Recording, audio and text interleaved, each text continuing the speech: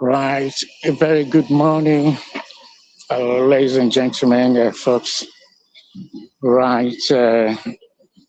Today, back here at Saddle Crown Court. Last time I was on air was March 26th. That was after the judge adjourned till yesterday or today. And I did mention then that the judge had adjourned for over 2 weeks. There was a development which came up then that could not be resolved, and whether it's been resolved or not, I cannot tell you. But the trial was back yesterday. Sorry, there's somebody with a pile of files falling over. Anyway, the trial resumed yesterday here at Sodo Crown Court, and for the very first time, defendant number one, former Minister of Petroleum Resources of the Federal Republic of Nigeria, Diezani Madueke, entered the witness box. She began in the witness box yesterday. She was in the box from morning till 4 p.m. when the judge adjourned till this morning. And let me start today. Yesterday being our first day in the witness box, and it's, of course, it's the defense that drives the narration. So yesterday was like, I'm just going to give you the background. Yesterday was like, get to know the defendant. Get to know the defendant. That was what he seemed like. That was what our barrister drove the narration, because the question really did touch bits and pieces on the charges, the bribery charges, for which a standing trial that she's been dragged here, which has been on for over 10 years. Remember, the case was first mentioned around 2013, but it was immediately after 2015 when PDP lost to the then presidential candidate of the All Progressive Congress to President Buhari. That was when our case came. The investigation was actually picked up by the National Crime Agency. But anyway, so yesterday was a sort of know the defendant. That was how the barrister drew the narration. So it started by asking her questions about early background, about education, about her family. And yesterday they didn't really go, they had not started to give much of, of course there were bits and pieces also touching on some of the allegations in the charges. But yesterday we got to know her. By the way, the defendant, Madam Diezani, she was on her feet throughout the time she was giving evidence here. Before the tea break in the morning session, there were 3 sessions. She gave evidence before tea break around 20 to 11. Then from there, we were back in court by just after noon. She was on her feet again till 1 o'clock, just after 3 past 1, when the court, went on lunch break. And then when we resumed after the lunch break, she was back in the witness box. She was on her feet again. And then for somebody who is then 65 going to 66, and then who has battled aggressive cancer, that itself, was a statement. But that aside, the barrister started, as I mentioned, by asking about our family life, because remember, the jury, members of the jury, they were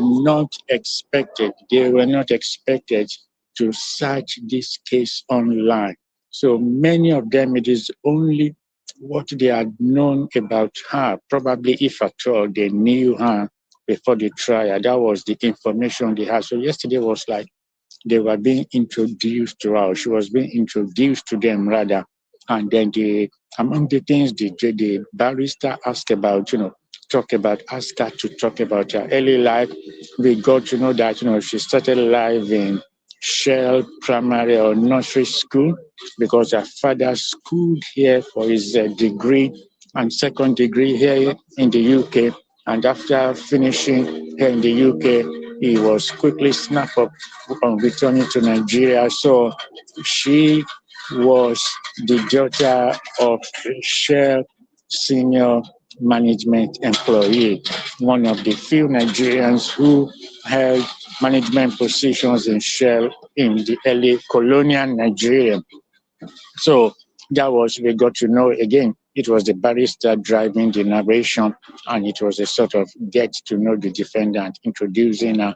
It's always good when they give this background so that the jurors know who they are dealing with. And then, these inferences can sometimes, be picked from there.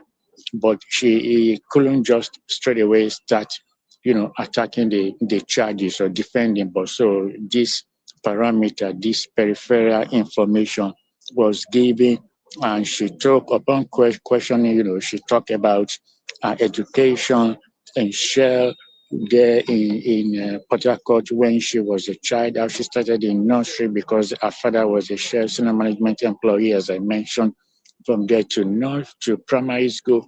And she mentioned that among others, she mentioned the time when, despite that, when when her father decided to take Shell to court, then for what he termed apartheid practices in West Africa, Shell came back, gun blazing, and one afternoon they were having lunch. She said, Shell truck came, they were evicted from their home. So she had those memories. She said she cannot forget such a painful memory when you're having lunch and then your employer, your father's employer, suddenly comes in with truck and saying, time to go, time to leave our premises. So she had that. But despite that, she said, all right, so she went through her education. She had that memory because the barrister was asking about her family life, about her upbringing, about her early life. So that was what made her to touch on this, to say she cannot forget. And as we know, many children, things, even adult memories like that, they stick with us for a long time. Anyway, so she said she'd always wanted, so she was educated, she had that privileged background, and she was in primary school, from nursery school to primary school. And she said, when they then left Shell, that, when then the Civil War came, and then after the Civil War, she also talked about, during the Civil War, that before the Civil War, her father had been a lecturer. And so during the Civil War, when her father was kidnapped, it was some of the soldiers who were in the Biafran army who recognized his father, who were fighting for the, Biafran, army, that intervened and spared the life of her father. So those background information came out yesterday when the barrister was introducing her to members of the jury. And also, one point I must also say is that if she did mention her career in Shell, again, it was the barrister driving the narration, saying, okay, just talk to us, using a CV as template to ask her this question and say, just tell us about your career. And then we got to know also that, of course, as many of us know, she was a Shell director. And she did say that just before she was nominated to be a minister in 2006, she had an employment waiting. She had risen through the rank in Shell and was to be posted to the Hague to be there for 3 years when then Vice President Goodluck Jonathan nominated her to be Minister of Transport. The barrister asked her, was this something she was expecting? She said no, she wasn't expecting it. because she was looking forward to that appointment by Shell to be posted to aid in 2006. And she said she didn't even know she was going to be nominated. So it was a surprise. And that Shell, when she told Shell that had been nominated for a ministerial post, Shell told her to turn down the ministerial post. And then she said, well, the rest is history. She didn't turn down the opportunity to serve her fatherland, so she turned down Shell rather. So these also came to light. Again, like I said, the barrister was introducing her to members of the jury. So we got to know that she had a distinguished career in Shell. Prior to then, her father had sent her to the US where she schooled, and also she also schooled there. She did her MBA at Cambridge. So it was after Cambridge that she rose through the rank, and then Shell, wanted to give her that position because, she had helped Shell. She said, having been somebody who grew up in the Niger Delta and from the host community, she understood the problem the oil producing companies were having with their host community. So Shell gave her the opportunity, and because of the way she had worked, they promoted her. And also, when it was time, when she went for her MBA at Cambridge, having postponed it for many years, after finishing her MBA at Cambridge, she came on scholarship, Chevney, a Commonwealth scholarship, which brought her to Cambridge for her MBA then. And it was after the MBA that there was that selection process in Shell involving many candidates, and she was shortlisted, and she was to be given that appointment. She was to resume work in aid in 2006 when, without knowing that something was coming up, that Vice President Goodluck Jonathan then nominated her to be a minister. And she said, after the minister, when she became Minister of Transport, she didn't want it was something she didn't want to be oil minister, because having worked in Shell, she knew the problem with oil companies. Again, when being questioned, by a barrister, she said, look, there's been historical corruption in the oil industry, right from colonial Shell, colonial Nigeria. So that context was given as just for the jurors to know who the defendant is. And also, lastly, because the case continued, the trial, the second day of our evidence is starting in about 15 minutes. But just to give you this background, these were the things that happened yesterday. The jurors got to know her, and she was also asked, apart from her education, and also how she had seen her position. This was the first time also that a woman was becoming a Minister of Petroleum, so that it was a very, very something which she was reluctant to take. And she made that known to then Vice President and later President Goodluck Jonathan that, she wasn't going, it wasn't something, but having said that, she eventually took it. And again, the barrister was asking her, what is a typical day? Was a typical day like as a minister? She said, sometimes you work 16 hours, 7 days a week.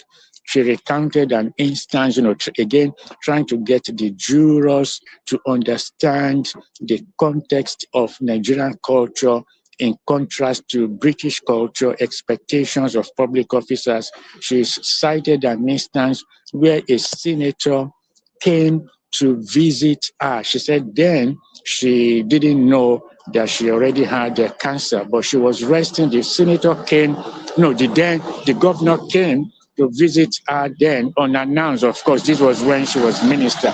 The governor came to visit her unannounced around 7 p.m. She said she was resting then, and she didn't want anybody she had told people that she wasn't seeing anybody because she was resting. And moreover, that governor came unannounced around 7 p.m. And she said she couldn't see the governor, and that the next day, of course, she went to the governor's office to apologize, but that despite that, the particular governor when that governor's tenure ended and went to the Senate, when they were screening Dr. Ibe Kachuku then, and then on live TV, that particular senator mentioned that I hope you are not going to be another minister like Diezani. So she was trying to explain that when you are a public officer in Nigeria, when you are a minister, that sometimes the borderline between culture, between responsibility to people expectation is very thin. So she was laying that out because a barrister asked that, look, ministers here in the UK, of course, before you show up in somebody's house, you call them or you send a message and all that. That is a different culture. Of course, these were just peripheral information which the barrister brought out yesterday in questioning her. And like I said, the minister, Diezani, was on her feet throughout her evidence, from morning till the judge adjourned at 4 p.m. I'm going to go inside now because this is day number 2, but I'll give you more details as today go by. If there's time later today, but she goes back in the witness box today to continue her evidence. But she did tell the court yesterday, I was not expecting to be a minister. And secondly, she told the Vice President Goodluck Jonathan, this is not something I want. In fact, she didn't want to come to the oil industry because I've been working Shell. I'm seeing the oil industry. She knew it was problematic, and she knew there was historical corruption from the time of Shell when oil was discovered in 1956. So these were tidbits which we had yesterday. The minister is expected, of course, back in the witness box today. So I'll see you later today. Thank you.